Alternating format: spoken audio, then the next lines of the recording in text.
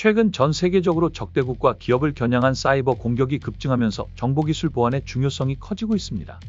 과거 사이버 공격이 주로 데이터를 탈취해 금융 범죄를 저지르는 형태였다면 이제는 정치적 지정학적 목적을 띠며 한층 더 복잡하고 조직화된 양상을 보이고 있습니다. 특히 생성형 인공지능 기술의 발전은 이런 위협을 가속화하는 요인으로 작용하고 있습니다. 복잡한 해킹 기법이 AI를 통해 손쉽게 대중화되면서 일반 사용자도 악성 코드를 제작하거나 사이버 공격을 시도할 수 있는 시대가 도래했기 때문이죠. 이런 위협 속에서 사이버 보안을 단순한 기술적 문제가 아닌 국가와 기업의 생존 전략으로 바라봐야 한다는 목소리가 높아지고 있습니다.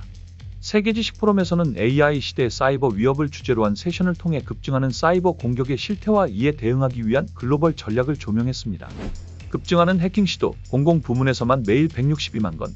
국가정보원에 따르면 지난해 국내 공공부문을 겨냥한 해킹 시도는 하루 평균 162만 건에 달했습니다. 전년 대비 36% 증가한 수치입니다.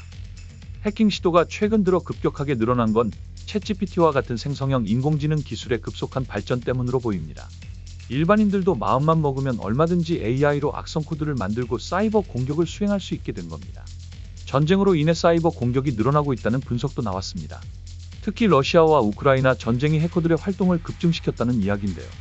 마트 누르마나토 사이버방위센터장은 러시아 우크라이나 전쟁은 사이버 영역이 육해공과 견줄만한 존재감을 가지게 된 최초의 사례라며 많은 러시아 개발자가 자이든 타이든 우크라이나의 인프라와 미사일 시스템 등을 공격하는 일에 투입되고 있다고 설명했습니다. 물론 사이버 공격이 가장 빈번하게 일어나는 곳은 여전히 금융업계입니다. 아카마이 테크놀로지의 인터넷 현황 보고서에 따르면 금융은 2년 연속으로 전 세계에서 가장 빈번하게 디도스 공격에 타깃이 되는 업계라고 합니다. 금융 서비스 업계는 전체 디도스 공격의 34%를 차지해 게임 업계와 첨단 기술 업계를 크게 앞섰습니다. 금융 서비스 기관은 방대한 양의 민감한 데이터와 고가의 거래를 관리하기 때문에 디도스 공격자들에게 매력적인 표적이 되는 것으로 풀이됩니다. 사이버 공격 대비된 기업은 3%에 불과. 사이버 공격은 단순한 불편을 넘어서 사회 전체를 마비시키고 생명까지 위협할 수 있는 중대 사고로 이어질 수 있습니다. 그럼에도 불구하고 글로벌 기업 중 사이버 보안 위협에 충분히 대응할 준비를 마친 성숙 단계에 도달한 곳은 3%에 불과한 상황입니다. 미국의 인터넷 보안업체 클라우드플레어의 제임스 오로스 혁신 책임자는 사이버 보안은 단순히 해커의 공격만이 아니라 자연재해나 플러그를 잘못 뽑는 실수 등에도 취약하다며 회복 탄력성을 강화하는 것이 무엇보다 중요하다고 강조했습니다. 오로스 혁신 책임자는 1960년대 개발된 인터넷이 1980에서 90년대부터 광범위하게 활용되며 이에 맞는 보안 패치들이 생겨났다며 하지만 최근엔 클라우드 서비스를 이용하면서 이에 맞는 새로운 보안이 필요한 상황이라고 설명했습니다. 사이버 보안 문제는 정치적 갈등의 중심에 서기도 합니다.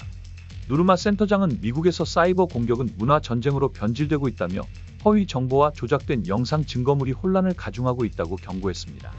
보안 기술 개발, 전 세계가 뛰어들었다. 글로벌 기업들은 앞다퉈 새로운 보안 솔루션을 개발하고 있습니다. 특히 양자나 클라우드 기술을 활용한 연구가 활발하게 이루어지고 있다고 하는데요. 양자 보안 기업 퀸테센스랩스의 비크람 샤르마 CEO는 양자 기술은 경제적, 군사적으로 막대한 이점을 제공할 것이라며 한국에서도 관련 투자가 점차 증가하고 있다고 말했습니다. 전문가들은 사이버 위협에 대응하기 위해 공공과 민간뿐 아니라 국제 이해관계자 간의 협력이 필수적이라고 입을 모았습니다.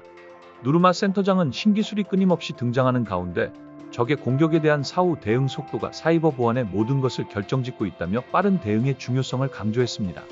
그는 이어 민주 국가들이 협력해 사이버 공격을 가하는 국가들의 이런 행위는 국제법에 따라 불법이라는 것을 분명히 해야 한다고 주장했습니다.